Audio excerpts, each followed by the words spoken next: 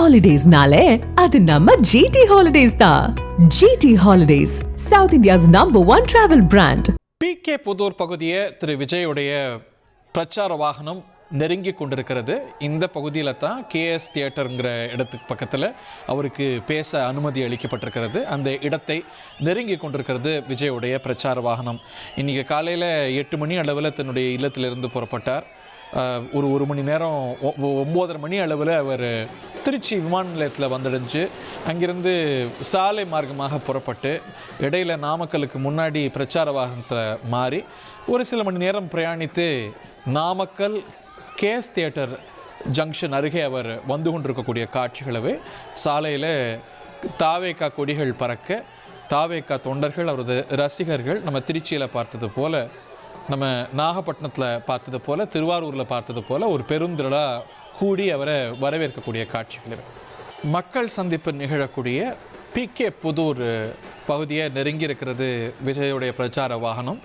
இன்னும் கூட ஊர்ந்து செல்ல வேண்டிய தூரம் குறைவாக இருந்தாலும் கூட நேரம் அதிகம் பிடிக்கும்னு தெரிகிறது. திரு ஜுபேர் பத்திரிகையாளர் நம்மோடு இணைந்திருக்கிறார். திரு ஜுபேர், இந்த காட்சிகள் ஒரு டேஜாவை போல் ஒவ்வொரு வாரமும் ரிப்பீட் மோடில் போயிட்டுருக்கே, ஒரு ஃபிசில் அவுட் ஆகாமல் அதே ஜோஷில் விஜயோடைய பிரச்சாரம் ஒரு மொமெண்ட்டை பிக் ஆகிட்டே இருக்கிறதா நீங்கள் பார்க்கலையா? பதுப்பலோடு இன்னைக்கு போயிட்டு தான் பார்க்க வேண்டியதா இருக்கு. காலையில 8:30 மணிக்கு ஆரம்பிக்கிறதாக அவங்க சொல்லப்பட்டு திருச்சி விமான நிலையத்துல வந்து இறங்கி அங்கிருந்து இவர் நாமக்கல் போற இந்த காலகட்டங்கள்ல ஒரு பெரிய ஒரு டிராவல். இது பாத்தீங்கன்னா காலையில 5 மணில இருந்து பெரும்பாலான ஊடகங்கள்ல அது நேரடி வழிநடத்திட்டு இருக்கிறாங்க.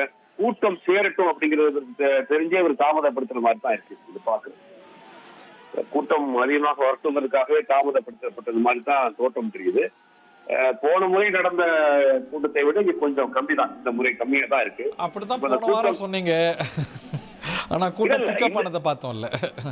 இல்ல இந்த முறை நீங்களே விஷயம் பாக்குறீங்க இல்ல, காலையில 7 மணிக்கு இருக்கு. நம்ம நமக்கு என்ன வித்தியாசம் பாக்குறீங்க?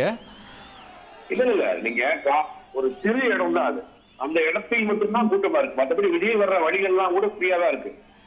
அந்த வண்டியை வேன் ஃபாலோ பண்ணிட்டு வர்ற காட்சி எல்லாம் பாக்குறப்ப ரொம்ப ஃப்ரீயா தான் இருக்கு. அப்படி பெரிய அளவுக்கு முதல் நாளில் நடந்தது.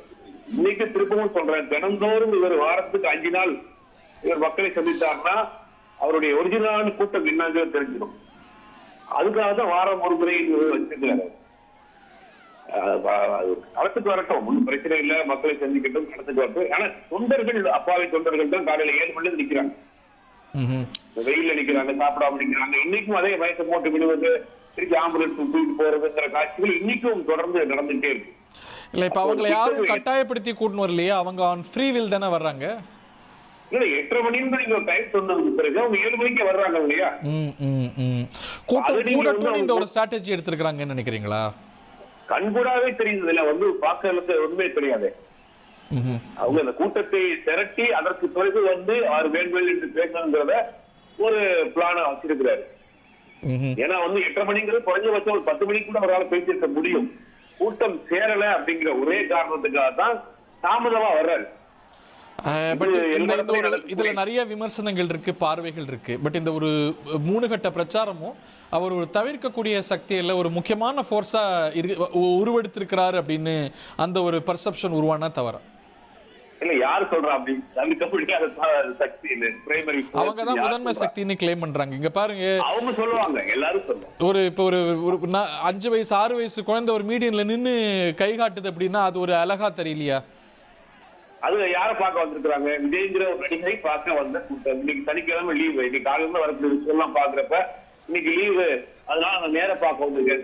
திரையில் பார்த்த நடிகரை நேர பார்க்க வந்திருக்கேன் சொல்லக்கூடிய குழந்தைகள் சொல்றாங்க. 15 வயசு 14 வயசு அந்த குழந்தைகள் வாக்கு கூட கிடையாது, ஓட்டுரிமை கூட கிடையாது.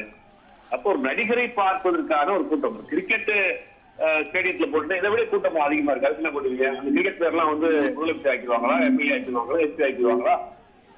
ஒரு அபிமானமான ஒரு நபர் வந்து அவங்க ஊருக்கு வர்றப்ப எதர்ச்சியாக மக்கள் பார்க்கிறது வந்து ஒரு விஷயம். அதுக்காக ஓட்டா மாறி வாக்களித்துவார்கள் அப்படிங்கிறது வந்து கணக்கு கிடையாது. தேர்தல் முடிவுக்கு பிறகு தெரியும்.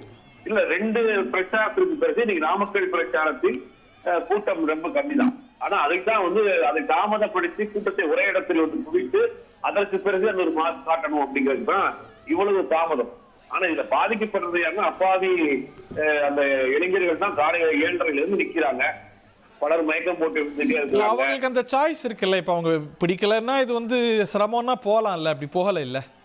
இல்ல அந்த கூட்டத்தில் சில பேர் உள்ள வந்துடுறாங்க, போகணும் இருக்கிறாங்க, ஃப்ரெண்ட்ஸோட வந்துடுறாங்க. இது போவோம், இல்ல இப்ப வந்துருவாரு, அரை மணி நேரத்துல வந்துருவாரு, 1 மணி நேரத்துல வந்துருவாரு, வந்துட்டோம் பாத்துட்டு போயிடலாம், இப்படி ஒரு ஆர்வம் இருக்கும் இல்லையா? அது சரி. அந்த ஆர்வத்தில் நிக்கிறதா இது. தமிழ்நாட்டில் எத்தனையோ கட்சி தலைவர்கள் பிரச்சாரத்துக்கு போறாங்க.